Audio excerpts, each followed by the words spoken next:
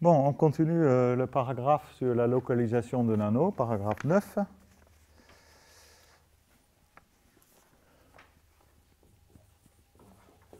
Je n'ai pas vraiment dit comment construire des parties multiplicatives. On a vu des exemples. En général, on peut se demander est-ce qu'il en existe beaucoup. On peut faire un traitement un peu analogue aux idiots et développer, je sais pas, une théorie de parties multiplicatives engendrées par un sous-ensemble. Ça peut se faire tout à fait correctement. On n'en a pas vraiment besoin. Je vais juste voir sur un élément. C'est qu'on peut écrire très explicitement la plus petite partie multiplicative contenant un élément petit s de nano A. On en a vu déjà des exemples, soit A nano et petit s un élément de A. Alors, bien sûr, 1, S, S carré, etc. Si j'appelle ça S majuscule, est une partie multiplicative.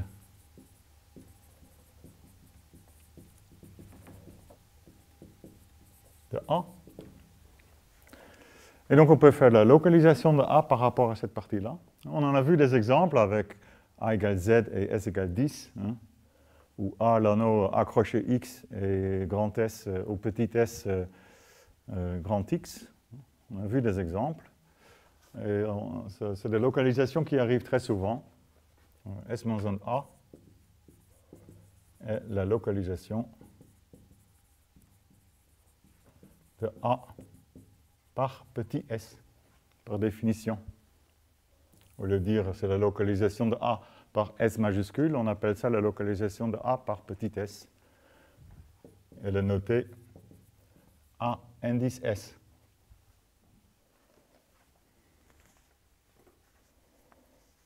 Donc l'exemple, dans une belle notation, on peut donc localiser Z en 10. Et donc ça c'est rien d'autre que l'anneau des nombres décimaux. On peut aussi localiser Z en d'autres entiers. Par exemple, Z localisé en 2, c'est donc l'ensemble des fractions rationnelles de la forme A sur 2 puissance n, où A c'est un entier relatif et n c'est un entier naturel. Vous pouvez même voir ça comme sous-anneau de Q. Ce genre de choses. On peut construire plein d'anneaux comme ça.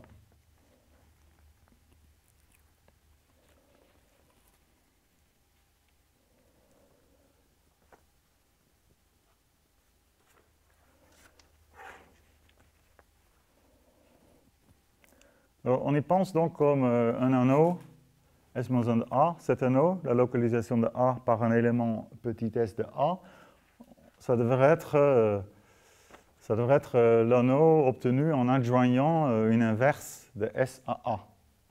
Et c'est exactement ce qui se passe. Voilà une proposition qui est l'une des applications de la propriété universelle. C'est que je prends un anneau A.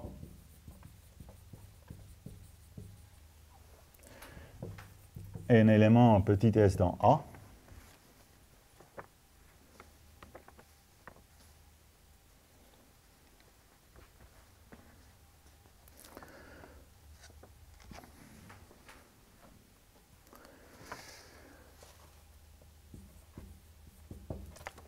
Alors, si on veut rendre S inversible, on a vu ça tout à l'heure, il y a une façon de le faire. Je prends L, l'anneau universel obtenu de A en adjoignant un élément indéterminé, A crochet X, on avait vu ça comme ça, hein, on voit l'anneau des polynômes comme voilà, une extension universelle de A avec un élément spécifié. Et je veux que X, dans le quotient, devienne un inverse de S. Donc en fait, je veux que Sx-1 égale à 0. Donc je vais quotienter par Sx-1. C'est un peu l'analogue de ce qu'on a vu tout à l'heure, Zxy quotienté par Xy-1. Là, c'est S que je veux inverser. Vous voyez, si j'ai un autre polynôme en une variable, en une indéterminée X, à coefficient dans A, Sx-1, c'est un polynôme en X à coefficient dans A. Et je regarde cet anneau-là. et lambda, le morphisme de A dans L, qui est associé à A. A, je peux le considérer comme polynôme constant dans A crochet X, et je peux le réduire modulo cet idéal-là, et je vais noter ça à A bar. Oui, ça c'est un morphisme qui rend inversible S. Parce que si je substitue ici pour A, je substitue S, je vais avoir S bar, mais dans le quotient, S bar fois X bar est égal à 1. Donc ce ne serait pas surprenant hein, que lambda en fait est la localisation. Alors, lambda est la localisation, et le morphisme lambda satisfait la propriété universelle de la localisation de A par petit s. En particulier,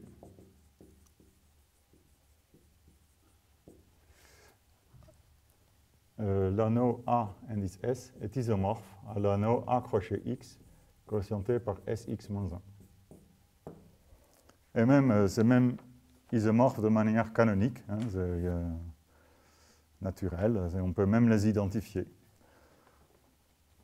Donc ça nous reconforte bien de deux côtés. Cette localisation, ça devait être en quelque sorte l'unique, ou voilà, l'universel l'anneau universel qui reçoit A par iota, par un morphisme iota.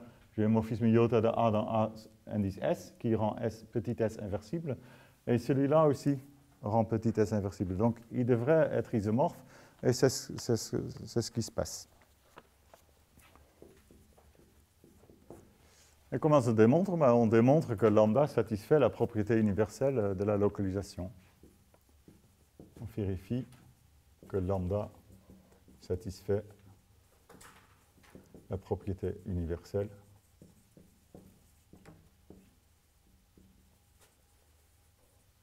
de la localisation de A. Ici, on a localisé A par grand S, par S majuscule, qui est la partie multiplicative engendrée par l'élément petit s. Donc il faut vérifier deux choses. Il faut vérifier que lambda rend inversible tous les éléments de grand S. Mais déjà, lambda rend inversible petit s, parce que lambda de S, c'est la classe de S.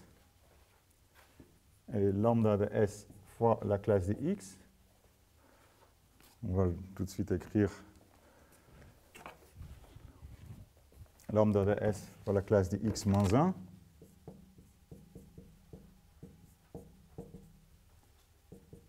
Parce que ça, c'est donc la classe de S fois la classe de X moins la classe de 1. Si vous préférez, c'est Sx moins 1, sa classe, c'est 0 dans L. Vous voyez, la classe de X, comme on s'y attendait, est un inverse de lambda S. D'où lambda S est bien inversible dans L. Et deuxièmement, il faut vérifier que lambda est universel avec cette propriété. Ah pardon, là je l'ai uniquement fait pour petit s. Après, il faut dire qu'il faut vérifier que c'est vrai pour toute la puissance. Mais ça, on a vu. Et du coup, toutes les puissances de S sont inversibles. Parce que lambda S puissance n, c'est lambda S puissance n. Et on a vu au paragraphe précédent que si un élément est inversible, toutes ses puissances sont inversibles. Et en particulier, ces puissances dont l'exposant est un entier naturel. Oui, donc lambda, on voit bien S. Lambda, on voit bien S dans L croix. Donc, lambda rend bien tous les éléments de S majuscule inversibles.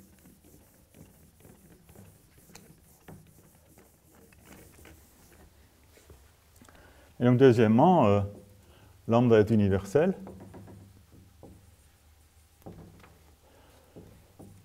Donc, soit F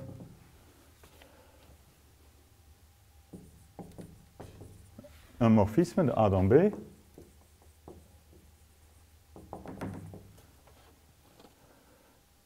tel que f rend inversible les éléments de S. Donc f envoie S dans B croix. Il faut montrer qu'il existe un et un seul morphisme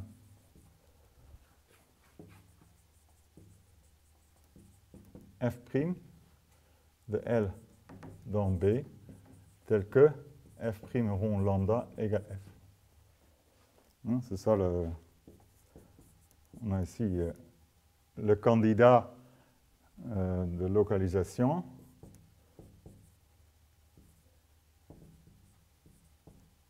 On doit étendre en quelque sorte f à L. On doit factoriser f par lambda. On veut que ce diagramme commute.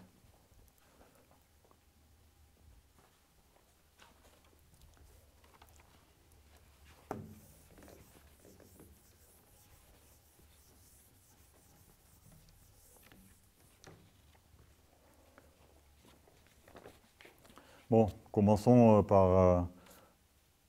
par l'existence, parce que en fait, ce n'est pas très compliqué. L, c'est A crochet x, quotienté par Sx-1. Et je sais que x dans le quotient, sa classe, ça va être l'inverse de S dans L. Donc vous voyez, ce serait quand même logique de faire la chose suivante. Je veux que f' envoie la classe de x sur l'inverse de S.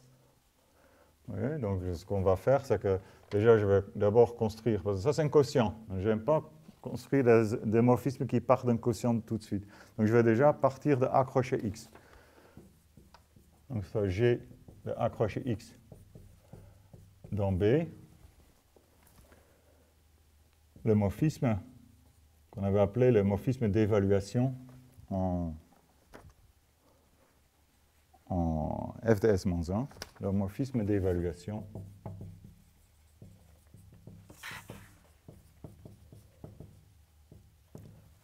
Vous vous souvenez, on avait vu ça au paragraphe sur les anneaux de polynômes.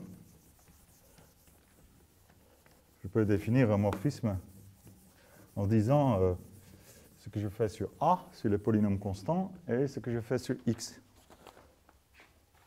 Donc G restreint A, ce n'est rien d'autre que F.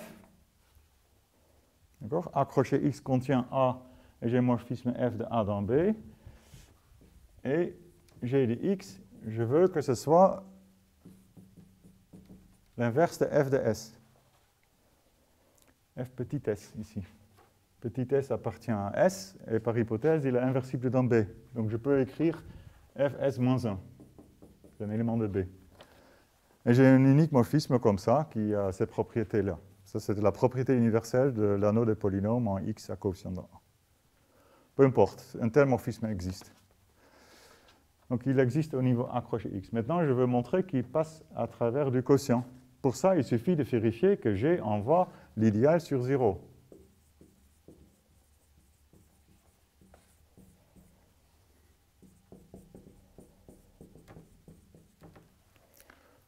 Et pour ça, il suffit de vérifier que G envoie le générateur sur 0, bien sûr. G de Sx-1, qu'est-ce que c'est que G de Sx-1?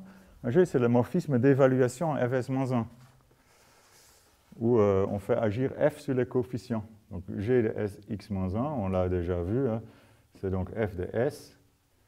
G de X, c'est Fs-1. Et G de 1, c'est F de 1, c'est 1. Vous voyez, G bien égale 0. Et j'applique la propriété universelle du quotient qui me dit qu'il existe donc G induit un morphisme du quotient dans B. Donc G induit un morphisme. C'est morphisme F', bien sûr.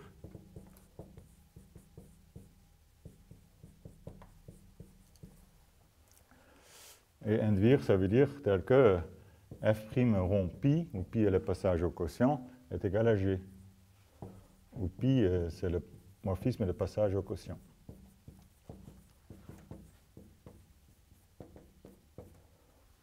Ou si vous préférez, F' de la classe, ou si vous préférez, F' de la classe d'un polynôme, c'est G évalué dans ce polynôme.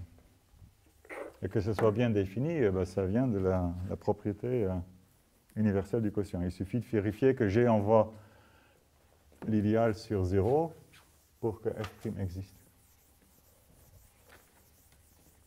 Et du coup, ce diagramme commute ici, vous voyez, qu'est-ce que j'ai fait? J'ai fait A. J'ai d'abord fait avec A, je suis allé avec... Non. Pardon.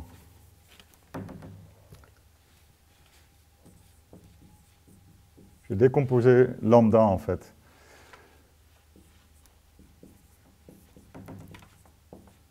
Ici, on a l'inclusion, je vais appeler I, l'inclusion de A dans A crochet X. G, il vit là. Et ici, j'ai le quotient. Ça, c'était L. Ça, c'est pi. Vous voyez? Dans un premier temps, j'ai défini G, l'évaluation, le morphisme d'évaluation de A crochet X dans B, qui est F sur A et qui envoie X sur l'inverse de F de S. Ça, c'est la première étape. Et ça commute parce que ça commute, c'est exactement dire que G restreint à A, c'est F. Et ensuite, la propriété universelle du quotient de A crochet X par l'idéal engendré par Sx-1 me dit qu'il existe F' tel que ce diagramme commute. Vous voyez? Si j'efface maintenant ce qui est intermédiaire, ici la composition de toute façon c'est lambda, parce que lambda envoyait A sur la classe de A. Vous voyez, ce diagramme-là commute. Donc ça montre l'existence de F'.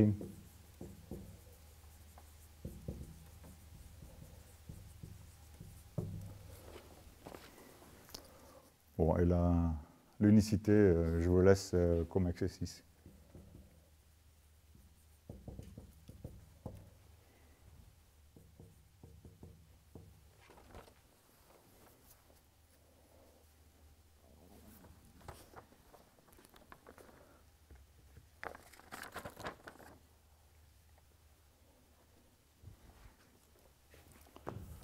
Donc ça fait un beau lien entre des localisations simples comme ça, la localisation en un seul élément, et des quotients d'anneaux. Par exemple, ça nous montre, sans trop de peine, vous voyez, toute cette structure, ça permet de démontrer des choses assez facilement. Par exemple, ça démontre que l'anneau des décimaux qu'on a vu, c'était rien d'autre que Z localisé en 10. On peut donc l'identifier avec Z crochet X quotienté par 10x moins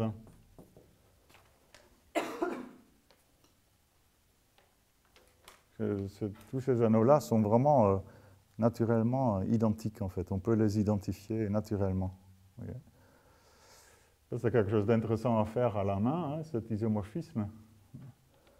On n'a pas la division euclidienne dans Z crochet X par 10x moins 1, c'est un peu plus compliqué. Comme ce n'est pas un polynôme unitaire, c'est difficile de faire la division euclidienne.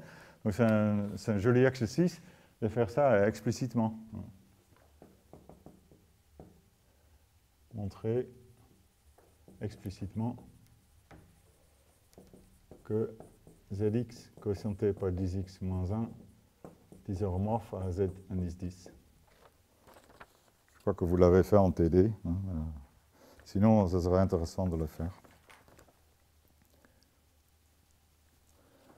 Mais de manière beaucoup plus générale. Hein. Là, localiser en un seul élément, localiser un anneau en un seul élément, on peut l'identifier avec un quotient de ce type-là.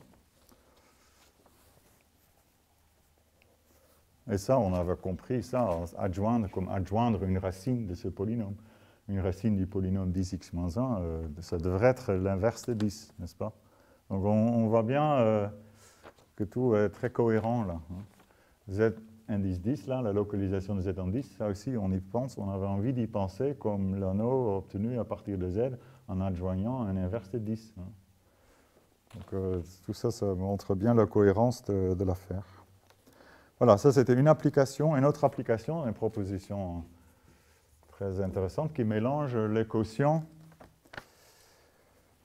Il faut d'abord que j'introduise une notation. Ça mélange des quotients et des localisations. Donc soit toujours S dans A une partie multiplicative.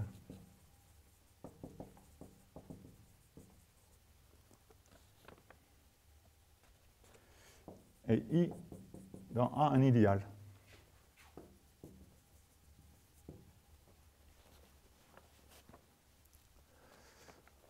On définit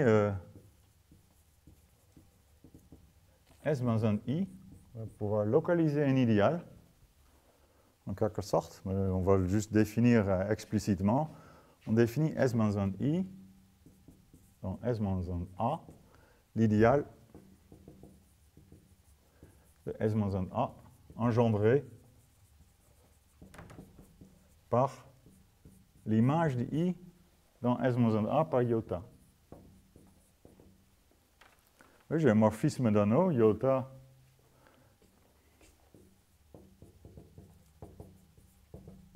où iota va de A dans S moins 1 de A et le morphisme de localisation que j'ai construit explicitement.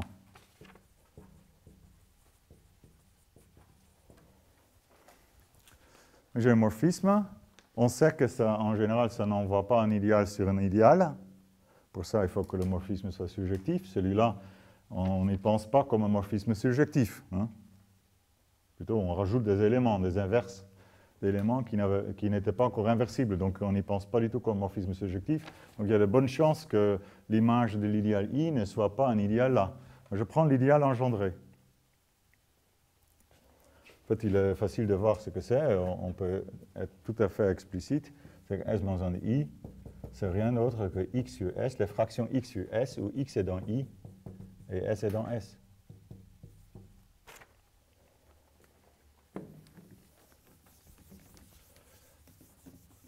Comment peut-on démontrer un énoncé pareil? Ou bien vous faites explicitement avec l'idéal engendré, ou bien vous utilisez le fait que l'idéal engendré, c'est le plus petit idéal de S moins 1 de A contenant iota de I. J'aime bien le faire comme ça. Donc déjà, il faut démontrer que S moins 1 de I est un idéal de S moins 1 de A. Alors, on a 0 dedans, bien sûr. 0, c'est 0 sur 1 est dans...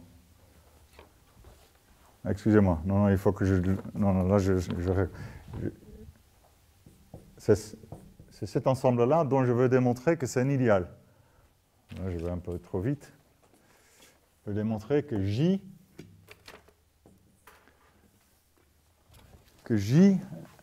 Peut-être qu'il faut commencer par dire ce que je vais faire.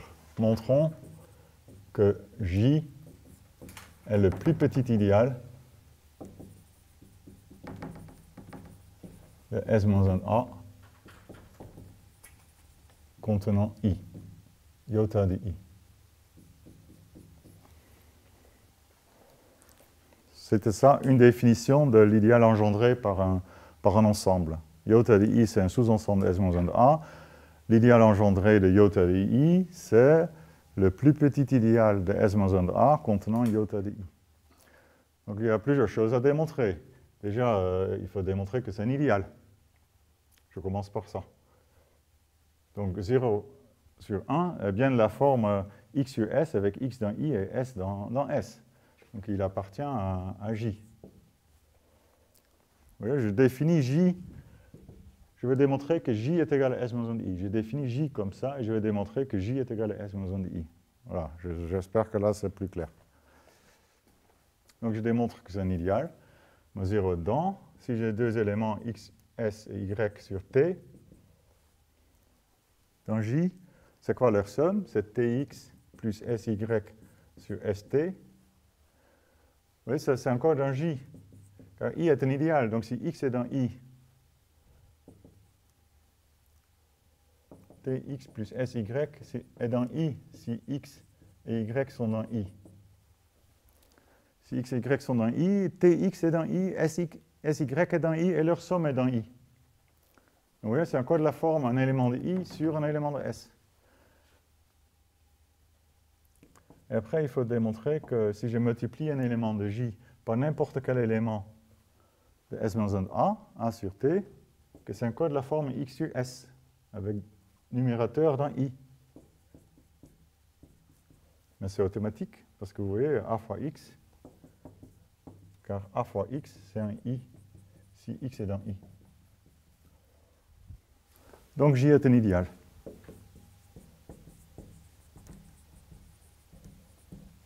Deuxièmement, j contient s moins 1 de i.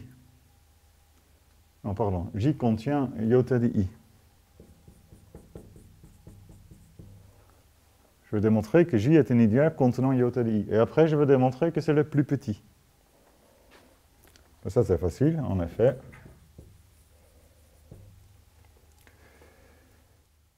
Si x est dans i, iota de x, c'est x sur 1. Et de la forme x sur s, avec x dans i et s dans s. Donc, je prends s égale 1. Donc, il appartient bien à j. D'où iota de i contenu dans j.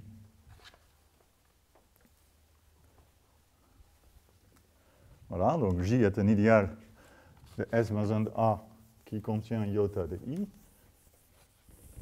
Maintenant, on va démontrer que c'est le plus petit. Et je prends n'importe quel idéal de s moins 1 de a qui contient iota de i, soit k dans s moins 1 de a, un idéal contenant iota de i. On montre, donc ça c'est troisièmement, montrons que j est contenu dans k. Comme ça, j est le plus petit idéal de s moins 1 de a contenant iota de i. Donc soit x sur s, un élément de j, où donc x est dans i et petit s est dans s. X sur s, je peux donc écrire comme 1 sur s fois x sur 1. X sur 1, c'est iota de x. Donc c'est 1 sur s fois iota de x. K, il contient iota de x, donc celui-là est dans k. Et 1 sur s, c'est un élément de s moins 1 de a. Et comme k est un idéal, un élément de k multiplié par un élément de a sur s appartient encore à k. Donc j'ai bien x sur s est dans k. Et donc c'est ce qui montre que j est contenu dans k. Et donc j'ai effectivement démontré que cet ensemble-là, c'est le plus petit idéal de s moins 1 de a contenant s moins 1 de i.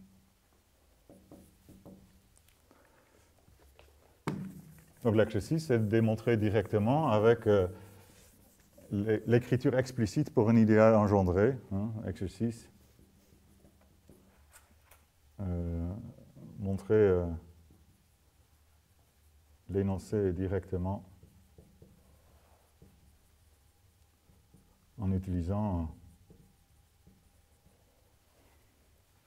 que l'idéal engendré par un ensemble, je ne vais peut-être pas l'appeler S ici, un sous-ensemble si E est un sous-ensemble d'un anneau A, l'idéal engendré par E, c'était l'ensemble de AI, EI, I va de 1 à N, où les AI sont dans A, les EI sont dans E, et N est un entier naturel quelconque.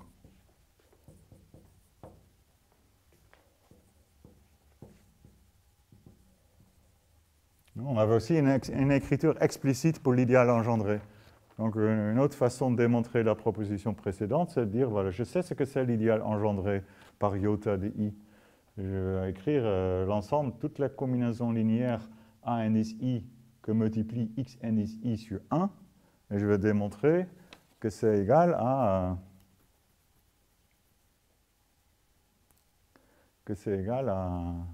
l'ensemble j de tout à l'heure.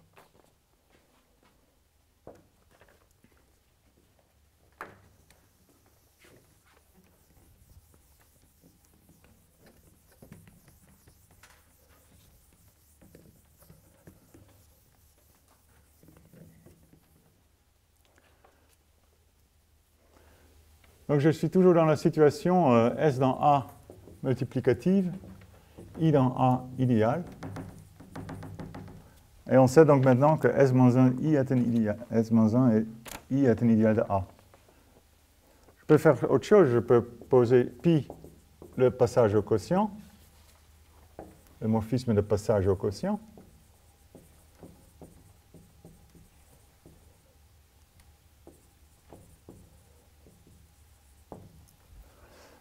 Et en fait, on peut aussi démontrer ce genre de choses, que l'image par homomorphisme d'une partie multiplicative est encore une partie multiplicative.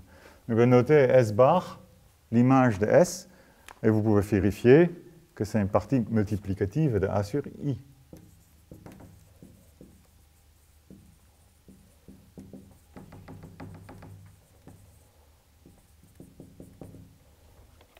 Ou, comme je dis, de manière générale, si f est un morphisme de A dans B, et S est une partie multiplicative de A, f de S est une partie multiplicative de B. Ça, c'est des petits exercices faciles à faire. Donc là, vous voyez, je suis dans une situation où je peux faire deux choses. Je peux regarder le quotient. J'ai une partie multiplicative dedans, S bar. Je peux donc localiser le quotient par S bar. Mais j'ai aussi autre chose. Je peux d'abord localiser S-1A. Je vais montrer que j'ai un idéal S-1I là-dedans. Et je peux faire ce quotient-là. Ah, vous vous en doutez bien. Hein, c'est des anneaux sont isomorphes. Autrement dit, le quotient et la localisation commutent dans ce sens précis. Si je fais d'abord le quotient et après la localisation par l'image de la partie multiplicative de S dans le quotient, c'est la même chose que c'est un anneau isomorphe a d'abord fait la localisation et ensuite quotienté par ce qui est raisonnable, c'est-à-dire l'idéal engendré par iota de I dans S-1. Donc ça, c'est la proposition que je vais démontrer. Et en fait, cet isomorphisme est même unique. C'est même, il existe même un unique isomorphisme.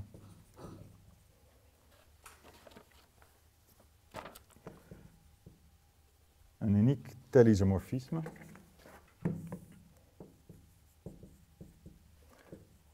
avec le diagramme suivant commutatif. Donc j'ai alors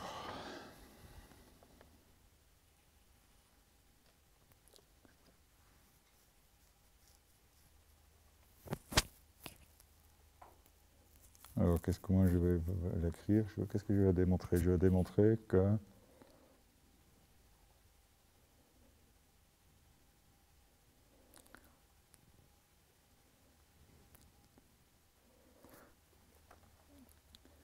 et donc je pense que c'est ça ce que je vais démontrer, que A mod I, ici la localisation,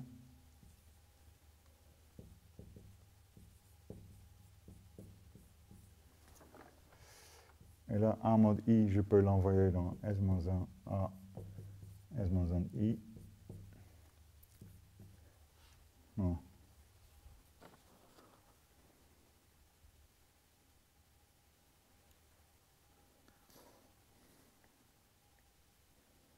J'aurais dû dessiner le diagramme dans mon texte.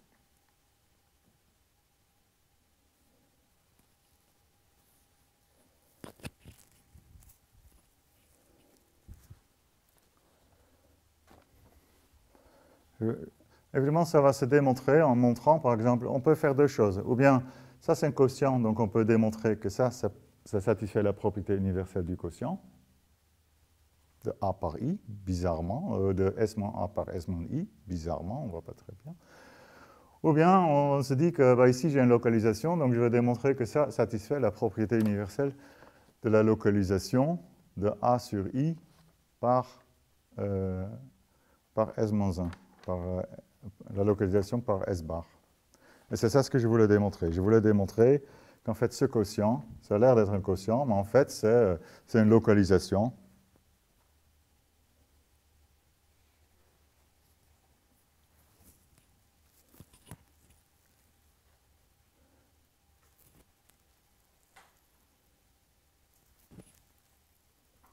Voilà, je vais démontrer que ça c'est une localisation par S bar.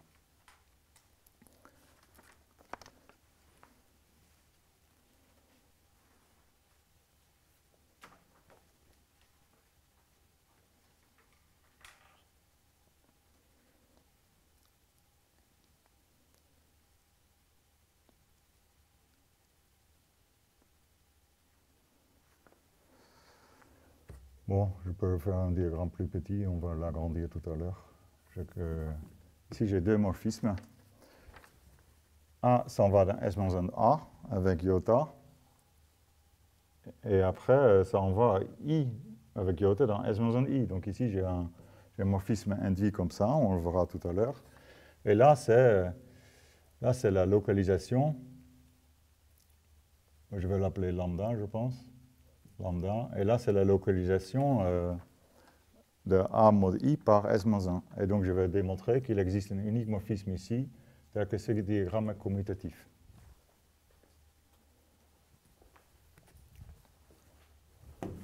Alors, excusez-moi, ça va être plus clair dans la démonstration.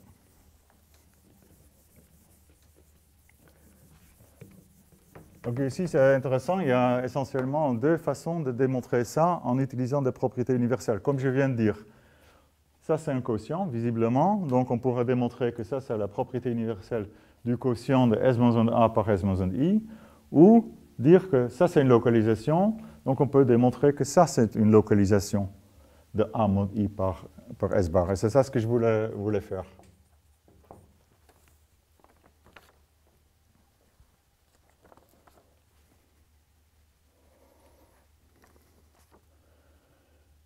Donc on démontre que le second membre, S-A sur S-1 de I, est une localisation de A mod I par S bar. Ça, ça n'a pas vraiment de sens. Il faut aussi un morphisme. Donc il faut déjà construire un morphisme de A mod I dans celui-là, hein, avant même de pouvoir dire que c'est une localisation de A mod I par S bar, parce qu'il faut aussi le morphisme, n'est-ce pas? Le morphisme lambda. Donc on va commencer par ça. Mais ça, c'est l'idée. L'idée, c'est de dire que ici, j'ai une localisation, j'ai qu'à démontrer que ça, c'est aussi une localisation de A mod I par S. Donc, soit ρ de S-1 de A dans S-1 de A mod S-1 de I, le passage au quotient.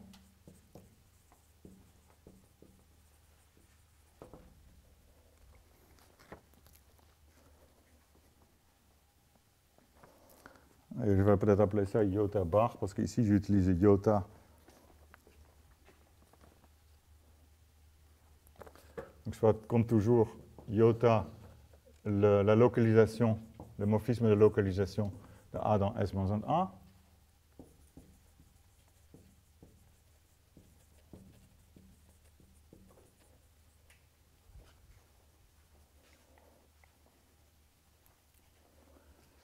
Donc, du coup, je peux composer rho rond I. C'est donc un morphisme de A dans S-A quotienté par S-1 I.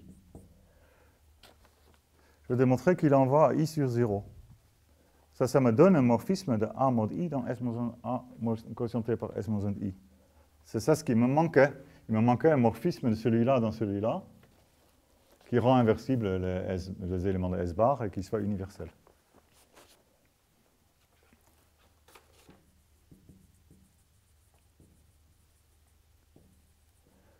C'est un morphisme rho rond iota. Qu'est-ce qu'il fait avec I? C'est rho iota I. Vous voyez, rho iota de I, il est contenu dans S-I, parce que S-I, c'est l'idéal engendré par iota de I. Et ρ, c'est le passage au quotient par S-I. Donc ρ envoie S-I sur 0. Donc la composition ρ rond iota envoie I sur 0 et induit donc un morphisme du quotient A mod I que j'appelle lambda, je crois.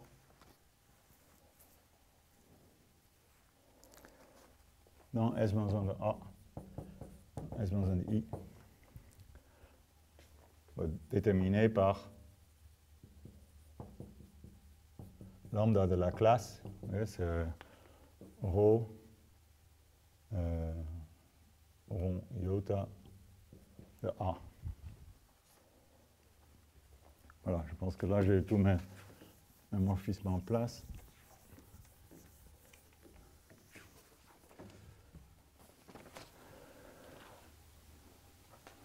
Il faut peut-être faire quelques petits diagrammes.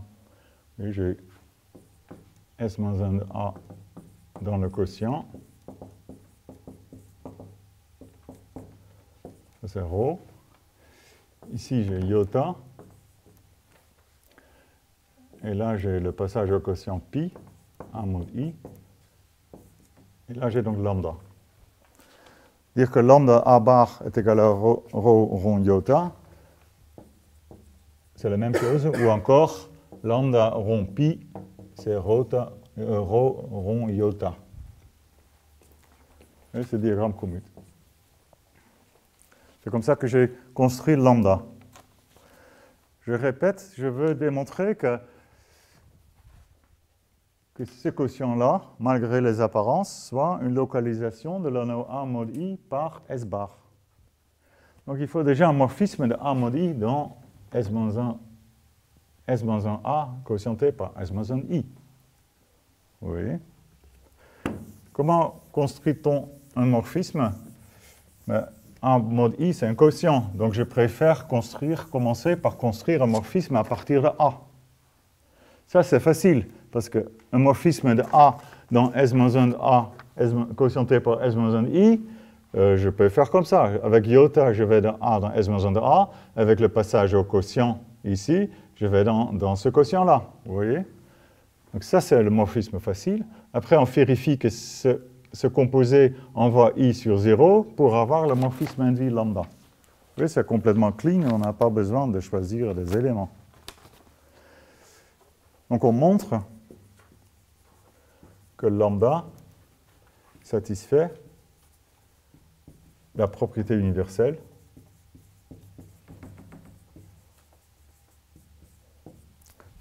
de la localisation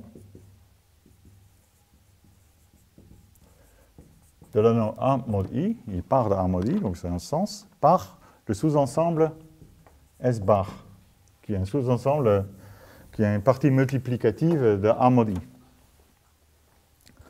On va vérifier deux choses. Il faut vérifier que lambda envoie S bar dans les inversibles du quotient. Et il faut vérifier qu'il soit universel comme ça.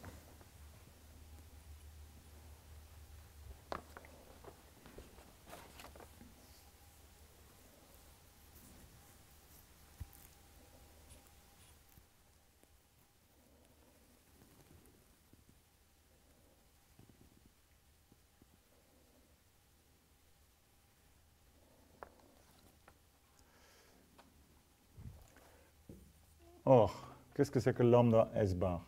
S bar, par définition, c'était l'image de S dans A mod I. Donc lambda S bar, c'est lambda de pi de S. Donc c'est lambda rond pi de S. Mais lambda rond pi, c'est aussi rho rond iota. Mais iota, c'est une localisation. Ça rend tous les éléments de S inversibles. Donc, iota de S, je peux l'écrire comme ça, rho rond iota de S, c'est rho de iota de S. Donc, c'est encore égalité ici. Iota rend les éléments de S inversibles. Donc, iota de S est contenu dans S-1 de A croix. Et donc, rho de iota de S est contenu dans rho de S-1 de A croix. Mais rho est un morphisme d'anneau. Donc, il envoie des éléments inversibles dans des éléments inversibles. Donc, ça, c'est bien contenu dans les éléments inversibles du quotient.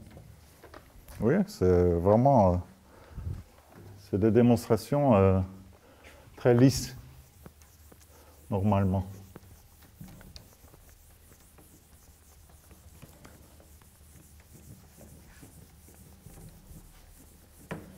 Maintenant, on va démontrer que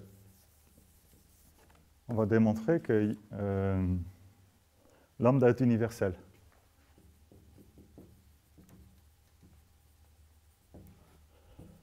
Avec cette propriété. Donc soit f, je Je rappelle, on veut démontrer que lambda est une localisation de A mod I par S bar. Donc je prends F, n'importe quel morphisme de A mod I dans un anneau B qui rend inversibles les éléments de S bar.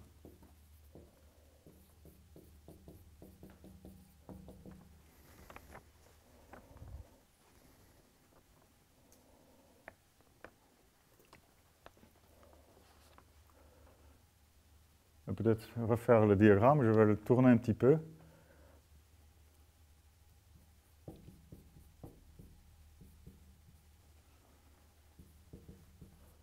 On va faire un petit détour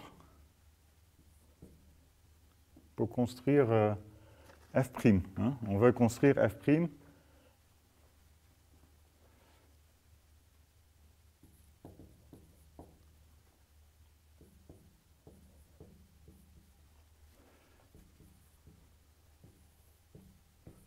Donc j'ai cette situation-là. Lambda, là j'ai pi, là j'ai iota et là j'ai rho. Si je veux démontrer que lambda est une localisation, satisfait la propriété universelle de la localisation de A mod I par S bar, je prends donc F de A mod I dans n'importe quel anneau B qui rend inversible les éléments de S bar, et je veux démontrer qu'il existe une unique F' ici. C'est ça la propriété universelle du quotient, de la localisation. C'est que chaque lambda rend inversible les éléments de S bar, et si j'ai un morphisme de A mod I dans B qui rend inversible les éléments de S bar, alors il existe un morphisme F' comme ça, et il est unique tel que ce diagramme commute.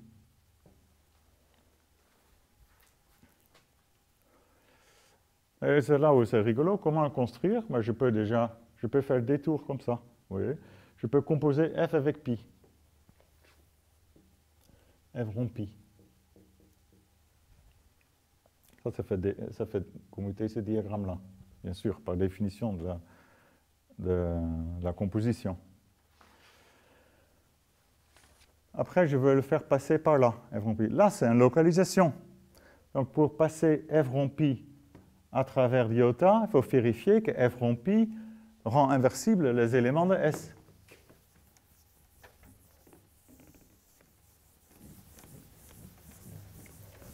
On va déjà faire l'existence et après l'unicité. Notons que F rond pi de S, c'est F de pi de S, c'est F de S bar, pi de S c'est S bar, mais par hypothèse, F de S bar, c'est des éléments inversibles dans B étoile. Donc vous voyez, F rond pi rend les éléments de S inversibles. Et donc il va se factoriser comme ça. Je vais appeler ça F chapeau. Et du coup, F chapeau prime, c'est le morphisme induit de S-1 A dans B. Il existe donc F chapeau prime de S-1 A dans B, tel que, c'est ça la propriété universelle de la localisation de A par rapport à S, tel que F chapeau prime rond iota, c'est F chapeau. Ou F chapeau, c'est une abréviation pour F rond pi. Donc maintenant, je suis là, vous voyez. Et là, j'ai un quotient. Donc je vais passer ce morphisme-là à travers du quotient. Pour voir que ça passe à travers du quotient, il faut vérifier que F chapeau prime envoie S-1 I sur 0.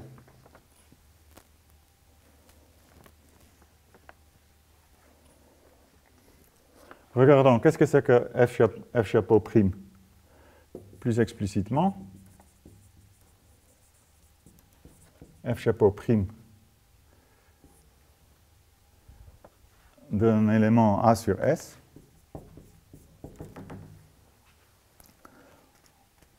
On l'a vu, hein, comment c'est fait, ce genre de choses. J'avais écrit ça dans cet ordre-là, je pense. C'est F chapeau de A que multiplie f chapeau de S moins 1. Ça, c'est de la formule qu'on avait tout à l'heure au tableau sans le chapeau. Ça, c'est le morphisme induit. Si vous avez f dans A dans B, le morphisme induit de S moins 1 de A dans B, f' était défini comme ça.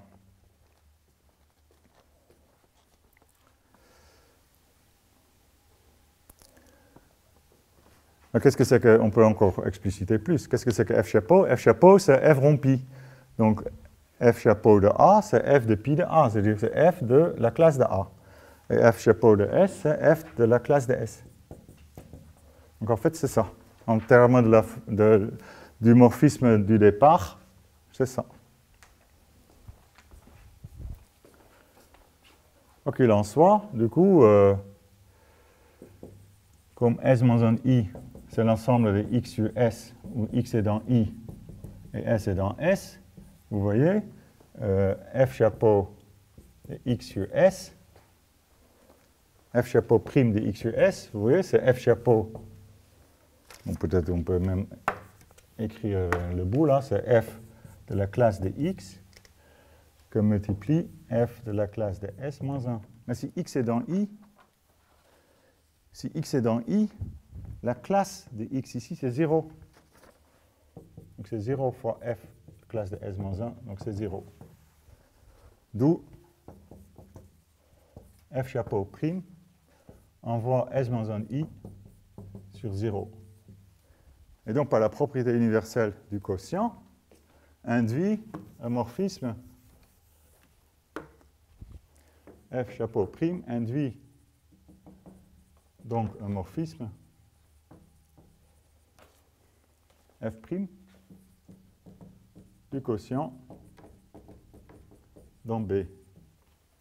Et induit, ça veut dire que f chapeau prime, non, f' rond ρ est égal à f chapeau prime. C'est-à-dire ce diagramme-là commute. Celui-là, ce n'était pas encore clair que ça commute. C'est maintenant ça ce qu'il faut démontrer, que ça commute. Vérifions que f' rond lambda est égal à f.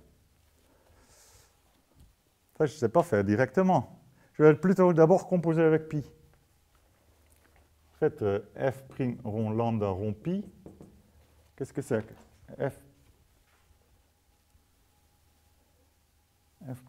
Non.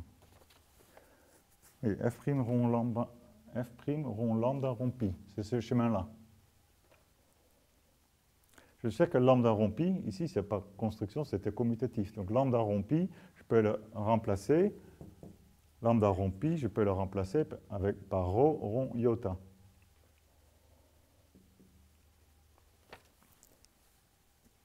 Mais f' rond rho, je viens de dire, f' rond rho, ça c'est la commutativité ici. f' rond rho, c'est f chapeau prime rond, c'est f chapeau prime. Donc j'ai f' rond rho rond iota, c'est f chapeau prime rond iota. F chapeau prime rond iota, ça c'était le triangle extérieur, disons, était commutatif aussi. Hein. C'est ça. F chapeau prime rond iota, c'est F chapeau. Mais F chapeau, c'est F rond pi. Donc au lieu de démontrer f' rond lambda est égal à f, je démontre que f' rond lambda rond pi est égal à f rond pi. Mais maintenant, je sais que pi est un passage au quotient et c'est surjectif. Donc si pi est surjectif, tout élément de A mod I est de la forme pi de A. Donc vous voyez, j'ai f sur pi de A est égal à f' rond lambda de pi de A. Donc ça implique que f' rond lambda est égal à f' rond lambda est égal à f. Donc on a bien la commutativité à ce niveau-là. Ouf.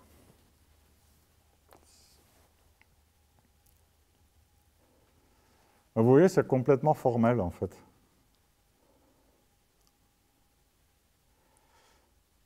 Et maintenant, il faut démontrer que c'est l'unique. On suppose qu'il y a un deuxième qui fait commuter ce truc-là. Donc après, on va refaire, mais dans l'autre sens, on utilise l'unicité à chaque cran, on utilise l'unicité pour obtenir que f seconde est égal à f'. Je vais peut-être passer l'unicité parce que ça commence à être assez long comme démonstration. L'unicité, je vais le laisser comme exercice.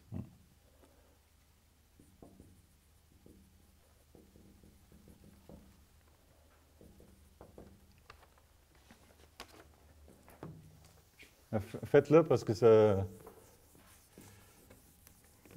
c'est des bons exercices. A priori, il ne suffit pas de dire que chaque morphisme que j'ai construit est à chaque fois uniquement déterminé dans chaque étape. Évidemment, f chapeau est uniquement déterminé si on veut que f chapeau est égal à f rond pi. Après, f chapeau prime était uniquement déterminé par f chapeau. Et ensuite, f prime a été uniquement déterminé par f chapeau prime. Mais ça ne suffit pas pour avoir l'unicité ici, tel que ça commute. Parce que peut-être qu'il y a un autre moyen de construire un morphisme ici tel que ça commute, qui ne provient pas du tout de cette construction successive, vous voyez. Donc il faut le démontrer à la main, à nouveau. Mais vous pouvez le faire en utilisant le diagramme. Si vous avez f seconde tel que ça commute ici, vous allez recomposer avec pi, hein, et on va avoir que ça commute, etc. Il faut faire ça comme ça. Je ne vais pas l'écrire en détail parce que ça suffit déjà un peu comme démonstration, là, je pense.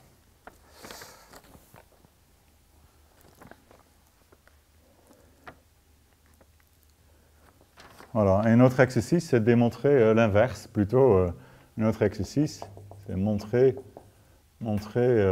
la proposition en montrant que la localisation dans l'histoire satisfait la propriété universelle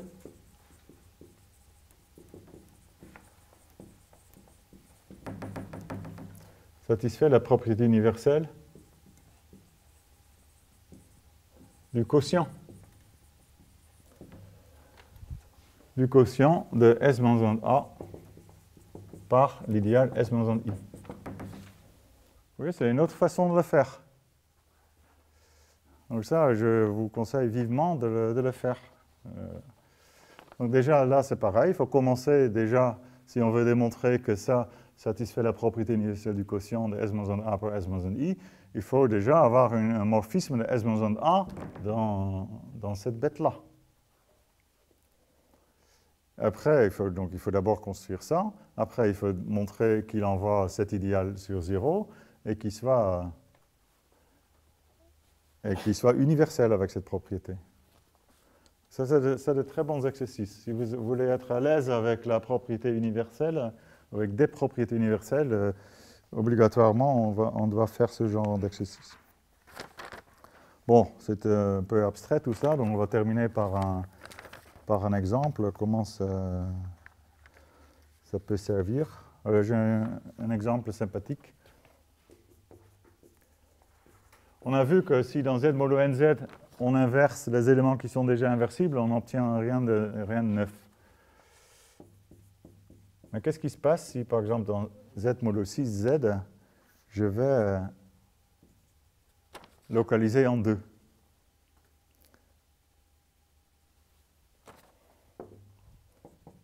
On aimerait savoir qu'est-ce que c'est comme anneau.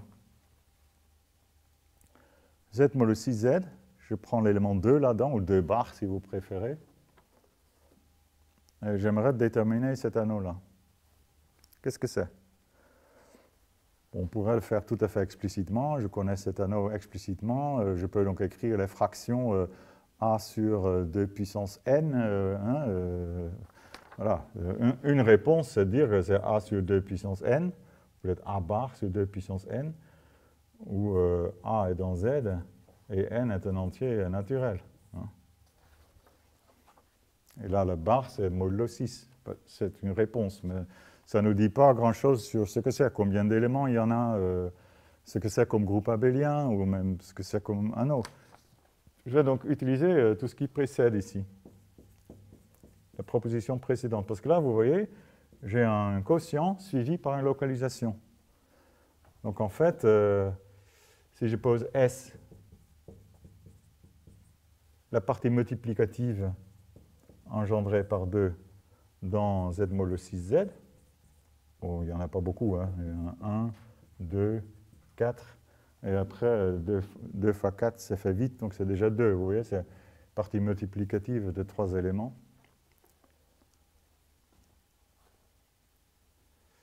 Ah non, il vaut mieux que je l'appelle... Non, excusez-moi. Parce qu'on a aussi la partie multiplicative engendrée par 2 dans Z.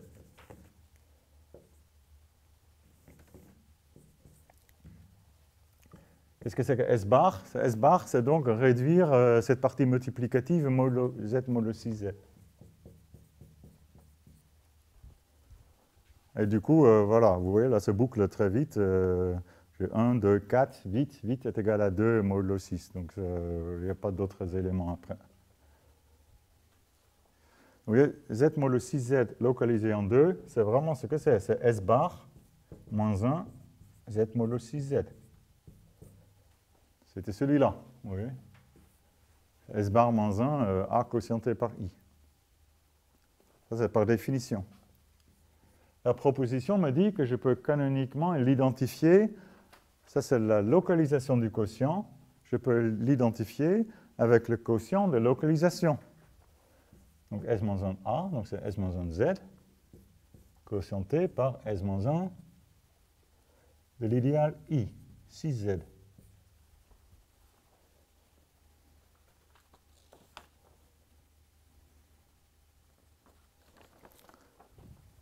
S étant la partie multiplicative engendrée par 2, S-1 Z, c'est juste Z2 dont on a parlé tout à l'heure. Et ici, 6Z, bien sûr, c'est l'idéal engendré par 6 dans Z2. Donc c'est vraiment exactement ça. Donc au lieu de prendre Z modulo 6Z, je prends d'abord la localisation de Z en 2 par 2, donc Z2.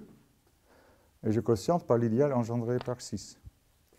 Ma 2 étant inversible dans Z2, parce que Z2, je rappelle, c'est l'ensemble de A sur 2 puissance n, où A est dans Z et n est dans un entier naturel. Donc 2 est inversible là-dedans, parce que j'ai un demi dedans.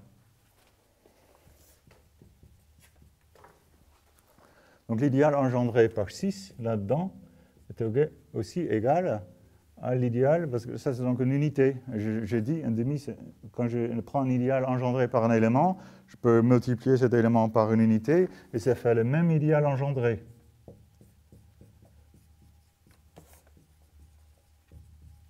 Donc dans cet anneau-là, l'idéal engendré par 6, c'est la même chose que l'idéal engendré par 3. Donc j'ai encore vraiment égalité, comme ça.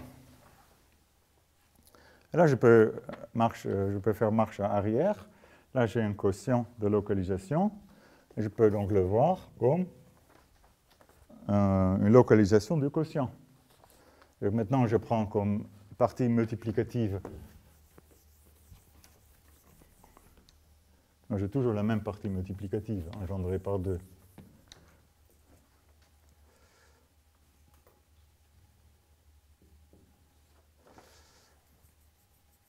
Il faut peut-être réécrire maintenant S-1 Z, parce que Z2 c'est S-1 Z, et là j'ai S-1 de 3Z, de l'idéal 3Z.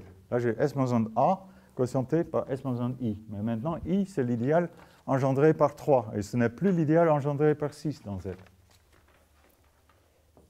Et là la proposition me dit que le quotient de localisation s'identifie avec la localisation du quotient. Donc là, j'ai un S bar. Mais là, c'est le S bar dans le quotient Z modulo 3Z. Vous voyez, parce que j'ai maintenant une autre situation. L'anneau, c'est Z toujours, mais l'idéal, c'est 3Z, et ce n'est plus 6Z. Bon, j'écris quand même S bar, donc S bar moins 1, Z modulo 3Z. Donc, ce n'est pas le même S bar. Vous voyez, ici, c'était S bar dans Z modulo 6Z. Là, c'est le S bar dans Z modulo 3Z. Un S bar est toujours engendré par 2. Ici, S bar, c'est toujours engendré par 2. Mais là, ce qui est rigolo, c'est que là, je fais modulo 3. Donc 2 et 4.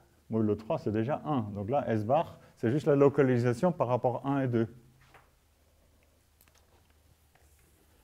Mais dans Z modulo 3Z, 1 et 2 sont inversibles. 2, c'est moins 1 même. Et ils sont forcément inversibles. Ils sont inversibles dans tout anneau. Donc ils sont dans Z modulo 3Z croix. Et on a vu que si vous localisez un anneau par rapport à un ensemble d'inversibles, une partie multiplicative dont tous les éléments sont inversibles, ça ne change pas l'anneau. Donc ici, c'est Z modulo 3Z. Donc en tant qu'anneau, cette localisation, Z modulo 6Z par 2, ce n'est rien d'autre que l'anneau Z modulo 3Z.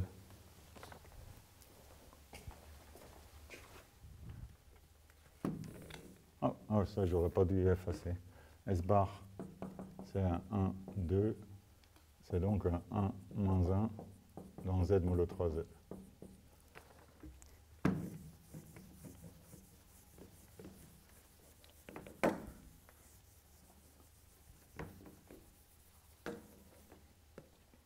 Voilà, donc ça, c'est un bel exemple qui laisse peut-être un peu perplexe. Là, on voit plusieurs... Là, c'est un peu comme la transitivité du quotient. Si vous prenez un quotient d'un quotient, on peut le voir comme un quotient simple. Là vous voyez, c'est sur le même modèle. Là. Voilà, on peut échanger de la localisation et des quotients, et on peut s'en servir pour simplifier les idéaux et du coup déterminer... Bon, il faut quand même avoir l'idée à un moment donné ici de dire que l'idéal engendré par 6 dans Z2, c'est aussi l'idéal engendré par 3. C'est très général comme ça. Vous pouvez faire vos propres exercices comme ça. Vous prenez votre anneau favori Z modulo NZ, et vous prenez un élément qui n'est pas premier avec N, et vous pouvez comme ça, à l'infini, faire des exercices de déterminer ce que c'est la localisation d'un tel anneau par un élément non inversible. Donc je peux vous conseiller de faire ça et d'essayer de bien suivre toutes les étapes. En tout cas, voilà. Donc 3, par exemple, il est donc 0 dans celui-là. Par exemple, la fraction 3 sur 1, il est 0 dans Z modulo 6Z localisé par 2. Parce que 3 sur 1, bien sûr, ce n'est rien d'autre que l'élément 3. Et il est 0 dans Z modulo 3Z. Et d'ailleurs, ça se comprend, hein, on aurait pu voir ça tout de suite, parce que on peut voir directement. Parce que 3 sur 1, je peux compliquer les fractions en multipliant par les éléments par lesquels je localise. Donc je localise par 2, donc j'ai le droit d'écrire ça. Vous voyez, c'est A sur S, et je remplace le numérateur par A fois T et le dénominateur par S fois T. Et 2 bar, c'est bien un élément dans ma partie multiplicative S bar. Mais 3 fois 2, c'est 6. Et 6, c'est 0 dans Z modulo 6Z. Et 0 sur 2, c'est l'élément 0, bien sûr, dans Z modulo 6Z. 2. Donc il était clair que 3 est égal à 0. Ce qui était moins clair, c'est que pourquoi, par exemple, 2 n'est pas égal à 0, ou pourquoi 1 n'est pas égal à 0, et pourquoi 1 n'est pas égal à 2. Donc évidemment, ce traitement-là est beaucoup plus lisse, parce qu'on n'a pas trop... il y a juste une petite astuce ici, peut-être, mais sinon... c'est une méthode très générale qui permet de déterminer ou de voir assez clair sur la localisation en un élément d'un quotient. Voilà, donc ça c'était pour l'exemple. Voilà, on va s'arrêter là.